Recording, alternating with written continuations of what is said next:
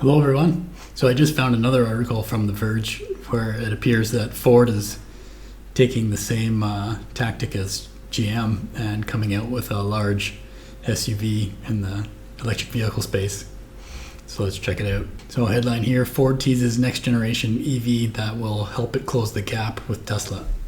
Ford's next generation electric vehicle architecture will land in 2025, with the first vehicle to be a 3-row sport utility vehicle with 350 miles of range that's inspired by the automaker's popular Expedition SUV. The announcement came during Ford's Capital Markets Day on Monday, which also included a flurry of batty material news. That's supposed to be battery. The company outlined new supply deals for battery-grade lithium to produce 2 million electric vehicles by 2026. But mainly, the capital markets event was intended to show how Ford can close the gap with its competitors, namely Tesla, which still dominates the EV market in the US. Details are still scarce, but the new electric Expedition-like SUV will sit alongside an electric Europe-only Ford Explorer, as well as the automaker's Mustang Mach-E, F-150 Lightning, and E-Transit van, as Ford's family of electric vehicles begins to fill out by the midpoint of the decade. The company also has a new electric truck under development, codenamed T3, which will be built at its massive new EV manufacturing complex in western Tennessee.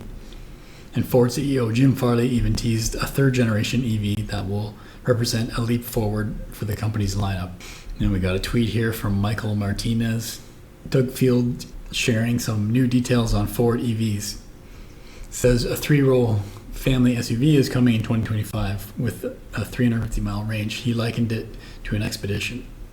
And here's a photo from that event. Yeah, just kind of a computer rendering of a 3-row vehicle with, it appears, a battery skateboard style architecture, typical of an electric vehicle.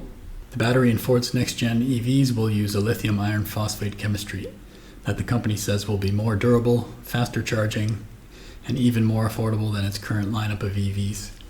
That will be achieved by squeezing more efficiency out of less capacity, according to Doug Field, Vice President of Electrification and Software. He explained how the old chemistry enables a 150 kilowatt battery to produce 300 miles of range, while the new one will permit a smaller 100 kilowatt battery to power a vehicle for 350 miles of range. A lot still depends on the size of the vehicle and the efficiency that can be achieved through improved aerodynamics, for example. Of course, the pivot to electric vehicles is proving to be incredibly expensive for Ford. The company has said it expects to lose $3 billion this year on its EV sales as it continues to funnel profits from its Ford Blue internal combustion engine and business-to-business Ford Pro divisions into its costly electrification strategy. It's paying off in increased sales. Ford says its EV business grew 41% in the first quarter on sales of 10,866 units. That includes 4,300 F-150 Lightning trucks and a 62.7% increase in E-Transit delivery vans. Sales of Mustang Mach-E's were down, reflecting downtime at the factory for changes designed to improve production. Ford says it's still on track to hit a run rate of 150,000 EVs this year, hopefully without any more recalls. But investors were still skeptical about Ford's plan to continue to burn piles of cash as it competes with dominant players like Tesla and China's BYD, which produces several low-cost EVs for the Chinese market. Ford's executives stressed that software revenue from expenses like subscriptions to hands-free driving features and through its Ford Pro division should help bolster its profit margins. What we want to learn is the fitness cycle between getting data off the vehicle, changing the software, shipping it back to the vehicle, getting tighter and faster, Farley said in response to a question about cash burn. That to us is as important as anything. So as far as software goes for Ford, they recently announced an increase on their Blue Cruise subscription, as we can see here from this article from CarScoops. Headline here is Ford raises Blue Cruise subscription by as much as 300% to $800 per year on Mustang Mach-E.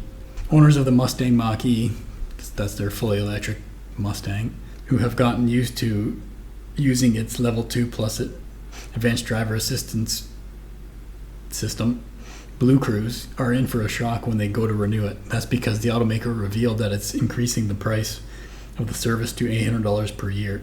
The figure is certainly shocking to consumers because when Ford first introduced Blue Cruise, it charged $600 for a 3-year subscription, which amounts to $200 per year.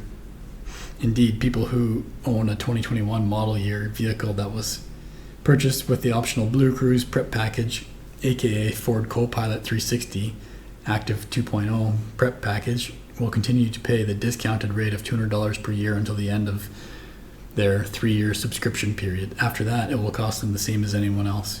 Meanwhile, as of May 2nd, 2023, new Mustang Mach-E buyers who opt for Blue Cruise at time of purchase can get it for $2,100 for 3 years, which amounts to $700 per year.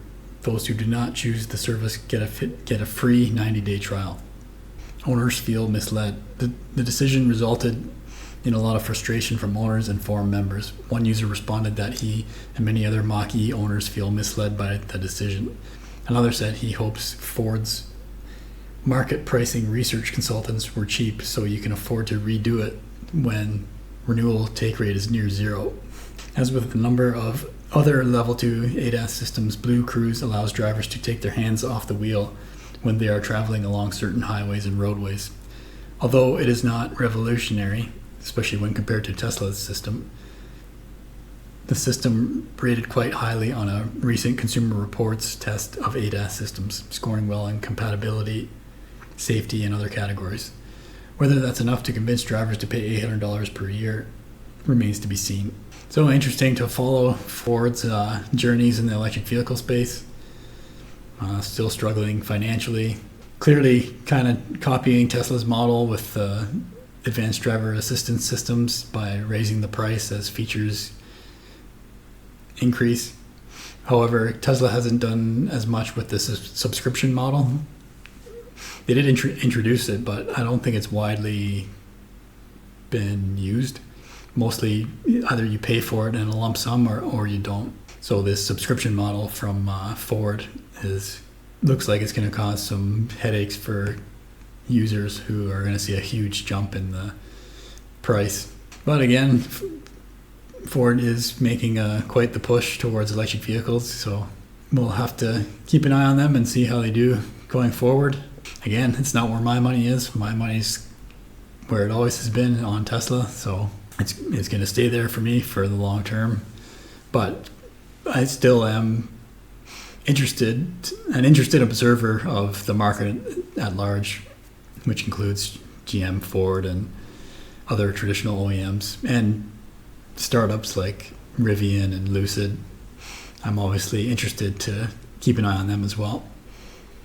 But that's it for this one. My name is Evan Bertrand. This is the Evergreen Channel. Give the video a like if you liked it. Subscribe by clicking on the wheel on the bottom right. Oh, and I hit 200 subscribers just the other day, I guess. I'm at 204 now, so I'm not sure exactly when I hit 200. I'm not making any money from these videos yet, so those likes and early subscribers are much appreciated. So I can try and get to a level where maybe I can make a little money from these videos. So thanks again, guys, and thanks for watching.